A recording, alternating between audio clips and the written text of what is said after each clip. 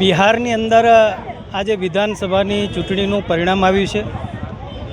NDA ગઠબંધનને એક ઐતિહાસિક જીત હાંસલ થઈ છે.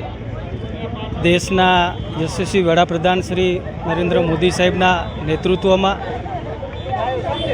રાજ્યના મુખ્યમંત્રી શ્રી નીતિશ કુમારજીના નેતૃત્વમાં બિહારની જનતાએ જે પ્રકારે એનડીએને પ્રેમ આપ્યો છે અને જલવંત વિજય ત્યાં એનડીએ અને ભારતીય જનતા પાર્ટીને મળ્યો છે, ત્યારે સૌ પ્રથમ તો બિહારની જનતા અને મતદારોનો આભાર અને એમને અભિનંદન આપું છું કે એમણે સાચા અર્થની અંદર ડબલ એન્જિન સરકારને જે પ્રકારે ત્યાં વિજય અપાવ્યો છે.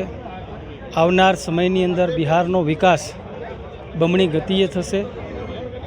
આજે કચ્છ મધ્યે પણ ભારતીય જનતા પાર્ટી દ્વારા વિજય ઉત્સવ અને વિજયના વધામણા કરવામાં આવ્યા હતા.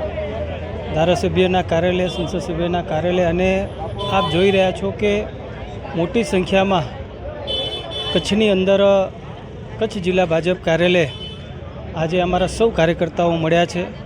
અમારા પ્રમુખ શ્રી દેવજીભાઈ વરચંદના નેતૃત્વમાં, આદરણીય શ્રી મહામંત્રી શ્રી નરેન્દ્રભાઈ, શહેર પ્રમુખ શ્રી મિતભાઈ, સૌ લોકોની ઉપસ્થિતિની અંદર આજે અહીંયા વિજયની ઉજવણી કરવામાં આવી હતી.